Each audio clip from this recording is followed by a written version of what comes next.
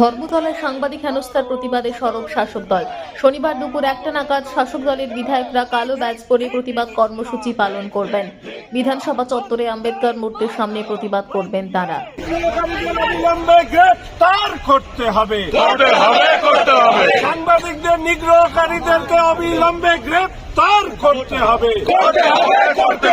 পরিকল্পিতভাবে সাংবাদিকদেরকে হামলা করা হলো কেন? জবাব চাই, জবাব দাও। আন্দোলনের নামে পরিকল্পিতভাবে সাংবাদিকদেরকে নিগ্রহ করা হলো কেন? আন্দোলনকারীদের কাছে জবাব চাই, জবাব দাও।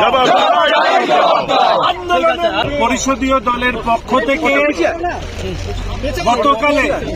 গতকাল যেভাবে সাংবাদিকদেরকে নিগ্রহ করা হয়েছে, আন্দোলনের নামে যে গুন্ডামি করা হয়েছে এবং পরিকল্পিতভাবে অস্থিরতা তৈরি করবার চেষ্টা করা হয়েছে, এর বিরুদ্ধে দাঁড়িয়ে ইতিমধ্যে মাননীয় মুখ্যমন্ত্রী শ্রী শুভেন্দু অধিকারী মহাশয় তিনি বিধানসভার অভ্যন্তরে বিবৃতি দেন এবং এই নিগ্রহকারীদের গ্রেপ্তারের প্রসঙ্গে ইতিমধ্যে 7টি এফআইআর আছে থানায় নথিভুক্ত হয়েছে এবং গুন্ডা দমন আইন সেটাকে প্রয়োগ করা হবে।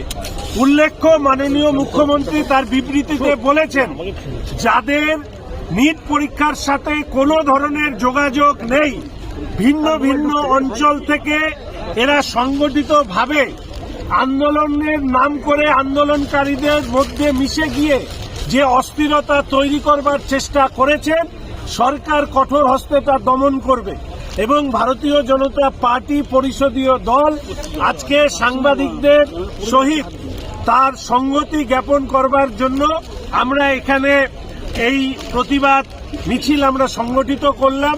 যারা আহত সাংবাদিক তাদের দ্রুত সুস্থতা কামনা করছি এবং ভবিষ্যতে যাতে এই ধরনের ঘটনা ঘটানোর কেউ যাতে সাহস না পায় তারও ব্যবস্থা এই রাজ্যের সরকার করবে। ধন্যবাদ। Thank you. দেখুন, এটা প্রশাসনিক বিষয়। আমাদের সরকার গণতান্ত্রিক প্রক্রিয়া এবং পদ্ধতির প্রতি আস্থাশীল। ফলে গতকালের যে ঘটনা ঘটেছে তার পরবর্তীতে কি কি সিদ্ধান্ত নেওয়া হওয়া উচিত সেটা নিশ্চিতভাবে প্রশাসনিকভাবেই আমরা বসে আমাদের সরকার এবং মাননীয় মুখ্যমন্ত্রী ঠিক করবে।